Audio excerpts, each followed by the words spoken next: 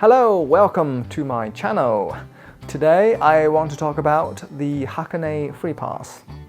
In this video, I will cover what the Hakone Freepass is, where you can purchase it, exactly what it covers, and then finally I'll share a little bit about my own experience using the pass and also my impression of it.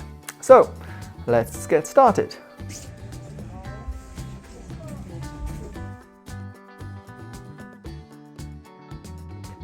After the epic price hike of the JR Pass, a lot of people are searching for alternatives to it.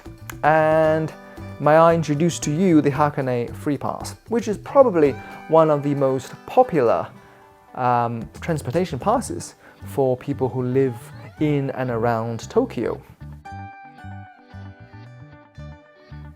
Hakone is south of Tokyo and Yokohama, and it is right next to Mount Fuji, an area that has one if not more active volcanoes.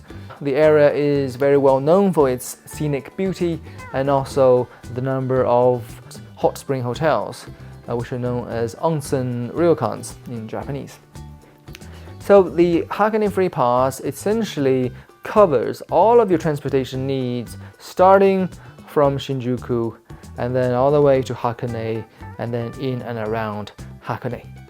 The Hakone Freepass is sold by the Odakyu Electric Railway Company, which dominates the public transportation in and around Hakone. Well, the free pass comes in two varieties, a 2-day pass and a 3-day pass. The 2-day pass will set you back 6,100 yen per adult, and the 3-day pass costs 6,500 yen per adult. Here's a pro tip for you. The Hakone Pass operates on a calendar day basis. So the 2-day pass is only effective for 2 calendar days, and the 3-day pass is effective for 3 calendar days. Now, it doesn't really matter when you activate the card on the first calendar day. The pass essentially is only effective for the 2 calendar days printed on your card. You can buy the card from Odakyu's website, which I'll have printed below, or you can buy it at the Odakyu ticketing office located in Shinjuku Station.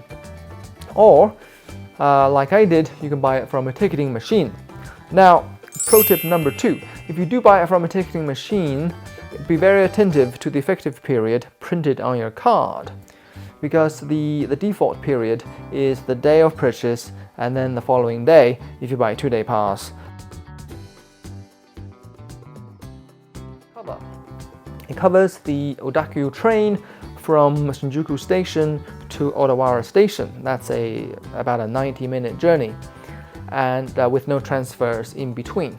And then it covers the Hakone Tozen line from Odawara to Hakone Yumoto Station. That's about a 15-minute journey.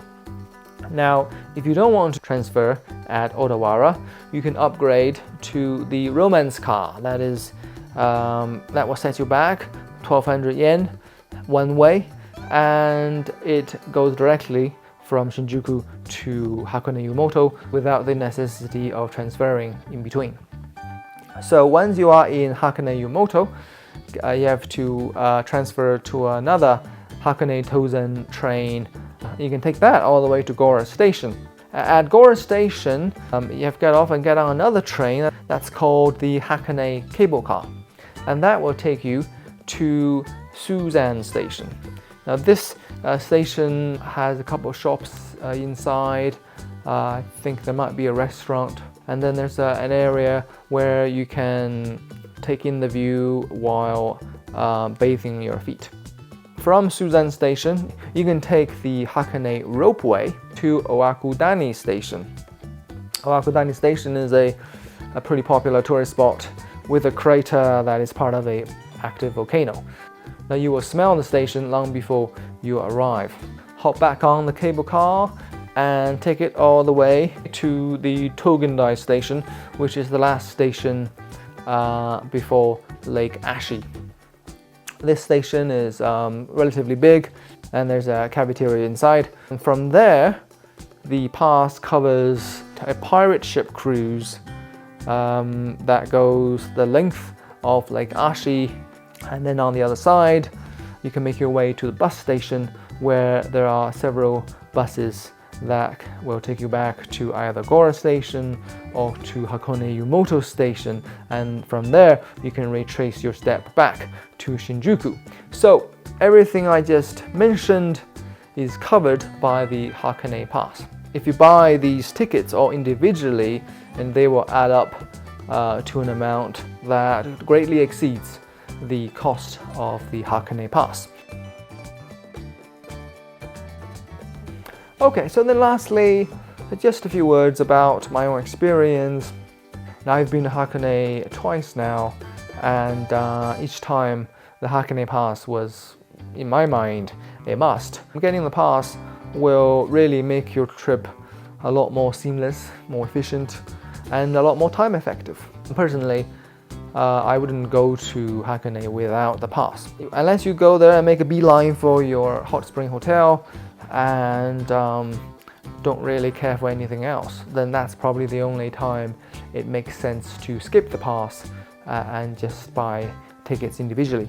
One of the primary reasons for visiting the Hakone area is to experience a hot spring hotel, and there are a lot of high quality onsen ryokans in and around Hakone.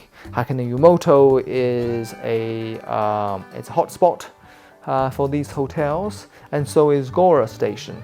So I highly recommend staying at one of those. In fact, I'll have another video that details my experience at one of these hot spring hotels. So I hope you found this interesting and informative. If you have any questions, let me know in the comments below. So that's all for today. Thank you very much for watching. I'll see you next time. Goodbye!